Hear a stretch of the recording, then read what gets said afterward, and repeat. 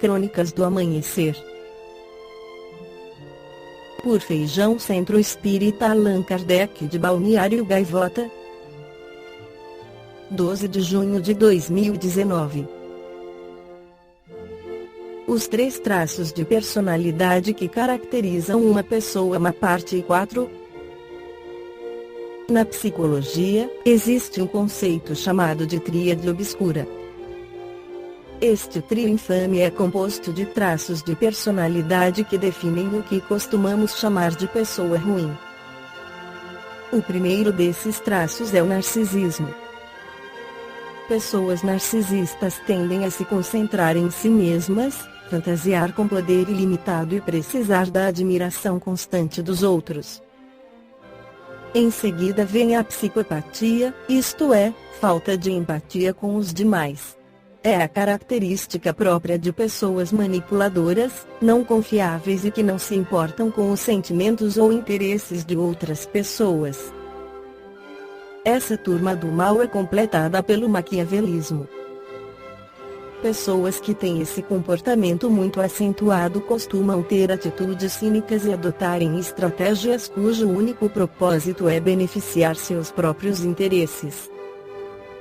Os 3 traços estão presentes nas pessoas emocionalmente frias. Alguns estudos mostraram que pessoas com altas pontuações na tríade obscura também possuem níveis baixos de características como simpatia, honestidade e humildade.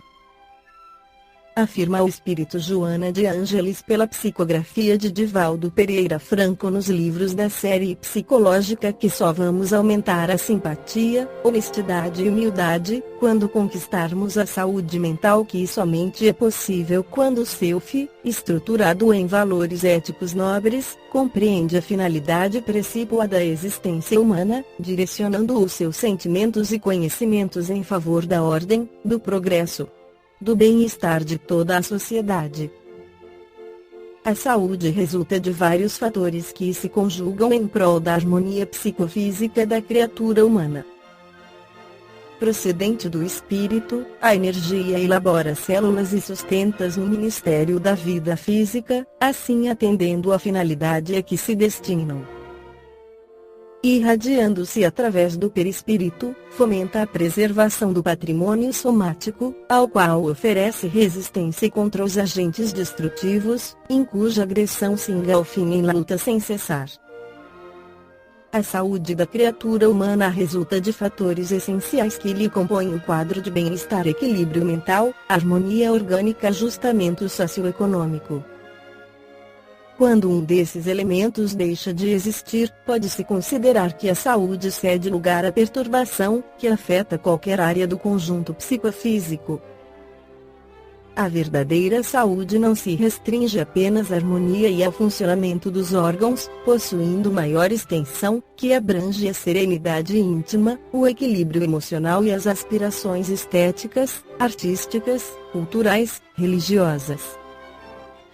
A verdadeira saúde, em sua expressão profunda, manifesta-se como libertação interior, sem o masoquismo das fugas do mundo e das afirmações dos próprios valores através do desprezo e do flagício ao corpo, qual se fora ele responsável pelas debilidades do caráter, imperfeições da conduta, frustrações psicológicas decorrentes da visão alterada do mundo e sua realidade. Quando esse estado saudável se estabelece no ser, ele experimenta harmonia em qualquer situação na qual se encontre. Na multidão, experimenta o prazer do convívio com os outros, de ser útil, de receber e de dar atenção às manifestações da vida. Quando a sós, preenche todos os seus espaços com atividades e pensamentos enriquecedores, não se sentindo solitário, embora esteja desacompanhado. Sua mente é sempre sua companheira a exigir ou a compensar o que experimenta como emoções. A saúde legítima não é algo que se busca fora da própria realidade, qual o medicamento que se encontra numa farmácia aguardando para ser utilizado. Trata-se de um esforço que o paciente tem o dever de empreender, a fim de alterar o quadro de considerações em torno de si mesmo e dos outros, da natureza e das suas leis, de modo a identificar-se com o eu profundo e avançar no rumo das conquistas íntimas, imponderáveis e valiosas para a sua harmonia. Joana de Ângeles segue falando sobre saúde no livro Momentos Enriquecedores pela psicografia de Divaldo Pereira Franco. Cumpre que se conscientizem os indivíduos em geral, e os enfermos em particular, que cada criatura é o resultado das realizações morais, espirituais da sua mente, como já observavam os gregos antigos. A disposição para o otimismo ou para a autodestruição responderá pelos seus futuros comportamentos. Nesse sentido, o Evangelho de Jesus é um excelente tratado de psicoterapia, cuja aplicação resultará em bem-estar e harmonia. Toda a mensagem de Jesus é vazada no conhecimento profundo do homem, considerando sua realidade transpessoal, na qual ressaltam o espírito e sua condição de imortalidade. Lentamente, face ao volume das aflições que dominam as paisagens humanas, e as enfermidades psicossomáticas de difícil diagnose, que levam a estados lamentáveis, a criatura sente-se convidada à valorização da vida, à descoberta dos seus recursos éticos, autoestima, ao autoaprimoramento. O amor, nesse cometimento, assume papel preponderante, em razão das energias que libera no sistema imunológico, fortalecendo-o, no sistema nervoso simpático e nos glóbulos brancos, fundamentais na luta pela preservação da saúde. A visualização mental otimista, gerando energias que combatam ou anulem a enfermidade, produz endorfinas que atenuam a dor, auxiliando as células à remissão da doença. Bombardeios mentais através da visualização, sobre tumores de origem cancerígena, logram alteração profunda no seu desenvolvimento, conseguindo mesmo eliminá-los. Todavia, se o sentimento de amor acompanha a descarga psíquica da vontade, estimulando as células saudáveis a se manterem em ritmo de equilíbrio enquanto as outras se consomem, a vibração da força transformadora será mais potente e portadora de resultados eficientes. Nesse aspecto, o querer é imprescindível e o crer essencial, face à continuidade do fluxo mental, sem vacilações, suspeitas e receios que lhe interrompam essa continuidade. A harmonia mental que decorre da relaxação confiante produz, também, o benéfico estado alfa, quando o cérebro libera ondas do mesmo nome no ritmo de 8 a 12 ciclos por segundo, ensejando a restauração da saúde, quando se está enfermo, ou a preservação dela, quando se encontra saudável. Nesse campo, o autodescobrimento corajoso propicia a eliminação dos mecanismos do ego, que levam à fuga da responsabilidade e do respeito por si mesmo, ensejando consciência de quem se é, do que se deve realizar e como se poderá fazê-lo.